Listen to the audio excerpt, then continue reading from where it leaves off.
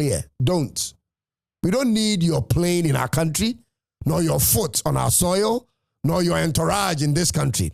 Take that elsewhere. Reports that President Cyril Ramaphosa was denied a state visit to Ghana have triggered a political storm in South Africa.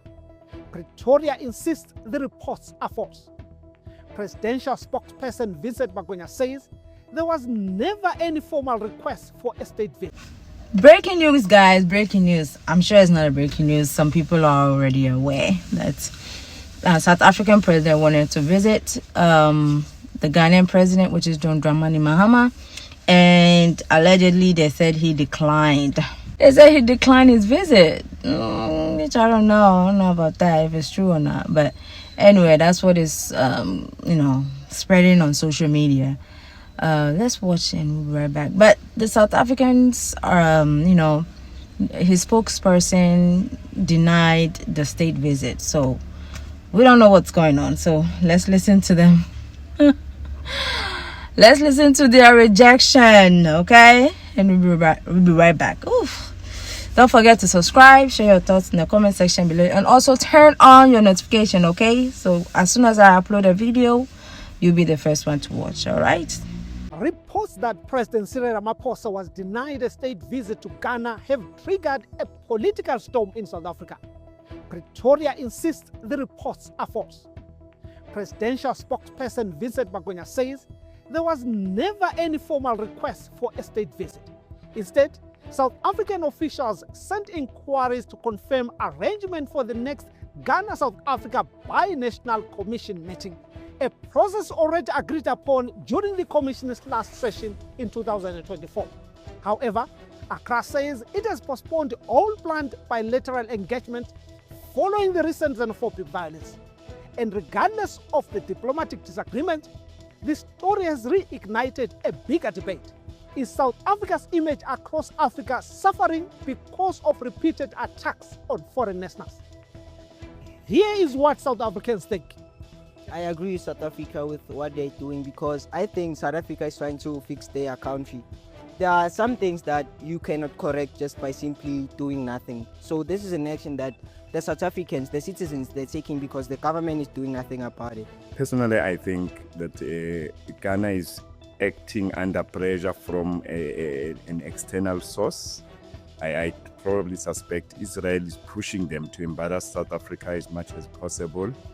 But the issue of illegal immigration in South Africa has been handled, and it's been handled well. The drama by the Ghanaian government is inconsequential to what is happening in South Africa.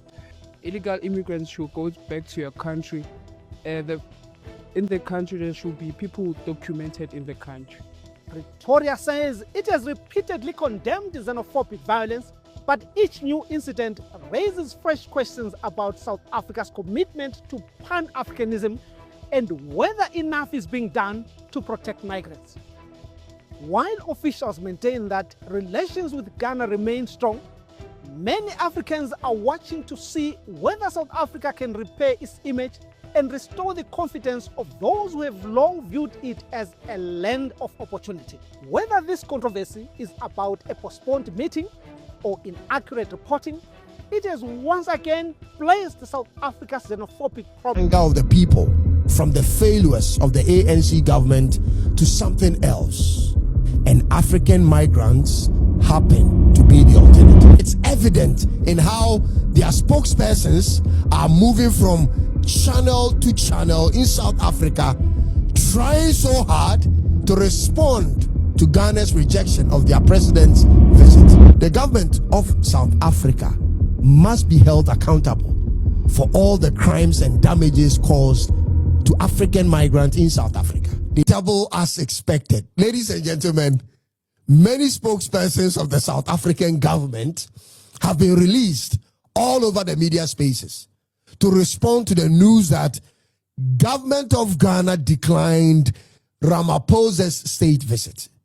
Yeah, and I have a video from one of their veteran journalists to show you, so please stay with us. They cannot fathom the fact that Ghana is this dominant on the internet. They can't, especially when it comes to African continental issues. They can't. And it's making them look really bad on the continent. and in the world as a whole, all because of Ghana especially. And it's evident in how their spokespersons are moving from channel to channel in South Africa, trying so hard to respond to Ghana's rejection of their president's visit. This is shocking. They are doing damage control. First of all, it caught them by surprise when they realized how the harassment of one Ghanaian street vendor in their country could get that level of continental attention and reaction. That was unexpected to them. And then the government of Ghana followed that up with the repatriation of its citizens when no African government was considering it. And that instantly, ladies and gentlemen, put them in a hot spot. We went ahead and called our people to the Ghana embassy in Pretoria and actually moved the first batch home. These people couldn't see it coming. Then the government of Ghana formally petitioned the African Union to place the issue of xenophobic attacks against African nationals in South Africa on the agenda of AU's mid-year coordination meeting. This one really got them shocked in that such a small country in West Africa can do this to them. And now we are also declining their president's state visits, and it's all over the internet. Listen, I suggest to them they inquire of Nigerians about Ghanaians. Oh, we are also going to discontinue the leasehold of their mining company in Ghana. This is not something they've actually experienced before, ever before, at the hands of any African country, ever since xenophobia became their street name. Listen, Ghana may not be as big as South Africa in terms of economy or land or even population, but we certainly have values they can never dream of. We are the hospitality capital of Africa. And peace of mind is our street name. If you take out white South Africans from the mention of South Africa, ladies and gentlemen, South Africa cannot stand us in anything that has to do with international reputation or recognition, ladies and gentlemen. We may not have all the money in the world, but we know how to handle our issues using communication and dialogue. Ghana is a master of that. I want you to take a listen to what one of their veteran journalists and news anchor had to say in response to Ghana's declining their president state visit. Take a listen. Well, you know, binational commission, it's when two countries come together. At times, it will be at ministerial level, and you have delegations from both sides, including at times business, where the two countries are discussing the relationship that includes trade, political, or on specific issues. And that's where you see them unpacking the agreements between the two countries. And therefore, according to South Africa, this was supposed to be a binational commission. As you know that in 2024, the former president of Ghana, Nana Akufo-Addo, was in South Africa for the binational commission. It was on the 12th of March. And now it was the turn for Ghana to host that binational commission because an agreement was reached at that time that we will be hosting in 2026. So South Africa was just seeking clarity as to when and where, you know, the formalities and the logistics, because this is something that was agreed to in 2024 under President Akufo-Addo.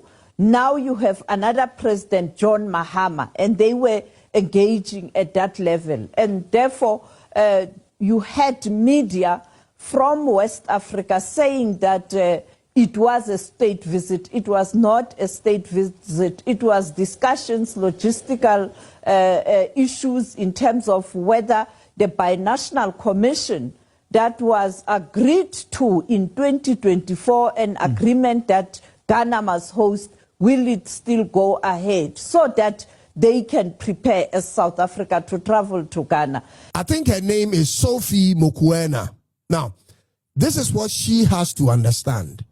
whether binational or biracial, by whatever, it doesn't matter at this point. We aren't interested in that discussion for now. And we don't even have the same president in office right now. We don't think you guys have any sort of good intentions for us. We cannot have a binational relationship when your people are beating and stealing from our people and displacing our people in your country. Your people have literally killed one of our people and robbed many of our people, and you still want us to focus on some by whatever agreement? How about this? How about you compensate every Ghanaian shop owner who has lost his shop and investment from the attacks of your people? How about this? For Ghanaians who owned cars and homes in South Africa, who had to leave everything behind and return home, who couldn't sell their properties or even be allowed to pick up their belongings before they were dragged out. How about this? How about you compensate them, ladies and gentlemen? Or how about you reimburse our government for the cost it has incurred for all the repatriations? Ladies and gentlemen, the government of South Africa must be held accountable for all the crimes and damages caused to African migrants in South Africa. They must be held accountable. It cannot be a mere apology and some BS dialogue and then we move on. Their government must be held accountable for the demise of all African migrants in South Africa. Can you believe what they just did recently, ladies and gentlemen? I'm talking about the looters, the South African attackers, the looters. They broke into a whole shopping mall in Durban just 2 days ago and stole everything in the shopping mall. I mean everything in a huge shopping mall. Take a look at the video. Absolute chaos. Unbelievable. I can't believe I'm witnessing something like this. What a shame. This beautiful country is absolutely fucked. Look at the fucking pandemonium. I mean, it's absolutely like this. What a shame. This beautiful country.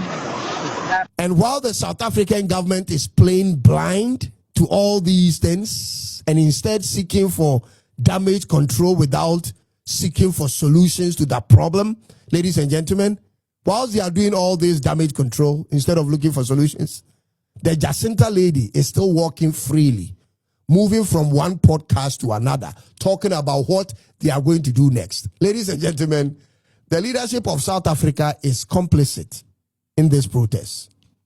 Their strategy is to turn the anger of the people from the failures of the ANC government to something else. And African migrants happen to be the alternative. Yeah, that's how I see it. Their government has failed them. When they got their freedom from the apartheid government, the people thought they were going to inherit the lives and the livelihoods the whites lived. They thought they were going to take over that lifestyle. They thought everything was going to be easy. They didn't know that they would have to be educated and have real skill sets and be competent in something before they could fill in any roles the whites played, ladies and gentlemen. Therefore, they didn't commit to education. The ANC government actually made sure to keep them at that level so that they can continue to manipulate them. And every year when elections are coming, instead of the people voting on issues, they rather bring up these images, pictures, to emotionally manipulate them. These South African politicians have mastered their people. They bring these pictures up and put them on giant billboards and write under them, never again. And with this one picture, ladies and gentlemen, the ANC government wins for another 4 or 5 years. Over and over, they do this and the economy stays the same and unemployment rises and crime goes up through the roof. And when the people, ladies and gentlemen, cannot take it anymore, instead of the people taking their anger to the leadership of the country, they target the low-hanging fruits, which is African migrants. The ANC government has successfully manipulated the focus of the people for years, and this is sort of the climax of it. I'm telling you this today. The next series of attacks in South Africa will not be on black migrants because they are no more there. And it will not be on white South Africans because the blacks are afraid of them. They actually won't survive if they tried it. So their next series of attacks will be either tribal attacks against themselves or the tribes come together against the government. I've said this. Okay, guys, you see, this is what I always say, and I'll keep saying it. South Africans, you guys need to be careful before everything backfires on you guys. You see, now they have even started rejecting your president, you know, from going to different countries. You know, Ghanaians have started. Now other countries will also follow, and it's gonna be hell for you guys, okay? All right, that'll be all for this video. Don't forget to subscribe. Also share your thoughts in the comment section below and turn on your notification and like the video if you enjoyed watching it. Okay, bye.